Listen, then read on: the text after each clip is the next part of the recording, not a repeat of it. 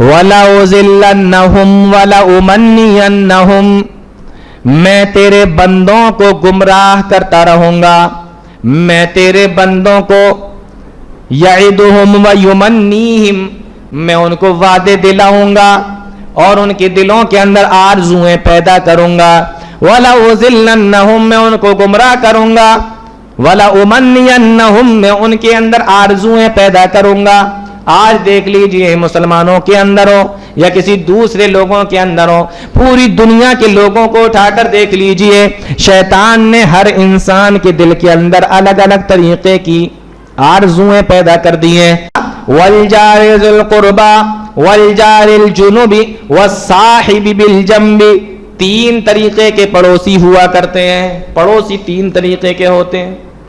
پڑوسیوں کے بھی تو حقوق ہیں نا، پڑوسیوں کے بھی بہت ہی زبردست حقوق ہیں۔ اللہ کے نبی صلی اللہ علیہ وسلم تو ایک حدیث کے اندر ارشاد فرماتے ہیں کہ جبریل جب بھی میرے پاس میں آتے تھے ہمیشہ یہ کہتے تھے پڑوسیوں کا خیال رکھنا، پڑوسیوں کا خیال رکھنا۔ اللہ کے نبی فرماتے ہیں مجھے یہ ڈر لگنے لگا کہیں ایسا نہ ہو کہ جبریل یہ کہنے لگے کہ تمہارے وراثت کا جو مال ہے نا، تمہارا جو مال ہے نا، اس مال میں، اس وراثت میں اپنے رشتہ دار، اپنے خاندان اور اپنے بچوں کے ساتھ ساتھ پڑوسیوں کا بھی حق ادا کرنا، مطلب پڑوسیوں کو بھی وراثت میں حصہ نکالنا۔ مرد کو اس لیے بھی ذمہ دار اور نگراں بنایا گیا، وَبِمَا أَنفَقُوا مِنْ أَمْوَالِهِمْ، کیونکہ مال انسان یعنی مال مرد کماتا ہے اور کما کر اپنی بیوی کے اوپر اس کو خرچ کرتا ہے، مرد کماتا ہے عورت کے اوپر اس کو خرچ کرتا ہے۔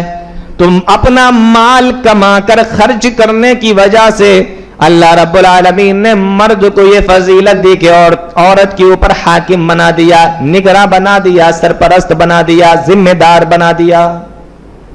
السلام علیکم ورحمۃ اللہ وبرکاتہ۔